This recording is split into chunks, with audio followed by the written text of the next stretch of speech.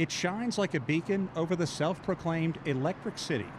During this heated election season, the blue-collar city of Scranton, Pennsylvania is relishing its time in the political spotlight.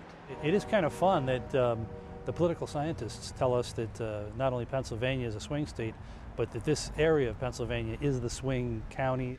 Meaning this hard-scrabble town, built on the backs of coal miners and those who worked in the rail yards, will have an important voice in determining who becomes the next U.S. president.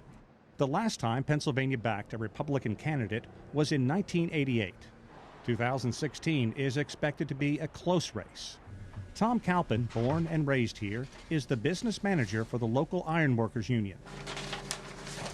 We do come from a very blue-collar area, a highly democratic area. While Calpin and his union back Democrat Hillary Clinton, he knows Donald Trump's mantras, bring back manufacturing jobs and make America great again, are hitting a sympathetic chord here. But he says reality is something different. The manufacturing, those jobs they slowly dwindled and went away. I mean, they're just, and I don't know if they're ever coming back, really, honestly. It's true, the glory days when Scranton was an important cog in the Industrial Revolution are long gone. At the end of the 19th century, as an attractive site for immigrants willing to work in the rail and coal industries, the city had a population of close to 140,000. Today, it's about half of that. There are no working mines in this area nowadays. If you want to get a look at a coal mine, you have to come here to the Lackawanna County Mine Tour. It gives people a glimpse into the tough life that early settlers in the 19th century had in this region. But it's just a tourist site. The coal mining industry in this area actually died out more than half a century ago. Iron, steel, rail, and coal jobs all disappeared.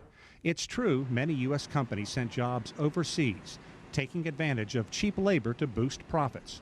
However, University of Scranton political science professor Michael Allison points out the U.S. is producing more steel and manufactured goods than it did 20 years ago. So China bashing is misplaced frustration as wages here stay flat and jobs vanish. We've lost some jobs because the technology has replaced what used to be done by 10 people. Now they're done by 1 and 2. Scranton is expanding its economic base. 25% of the city's jobs are now in the healthcare field, with 3 hospitals and a new medical college. Another 10% are in higher education. Scranton's Chamber of Commerce says it's time for the city to embrace the realities of a global economy and push the next U.S. president to get the world's 2 largest economies to work together more closely.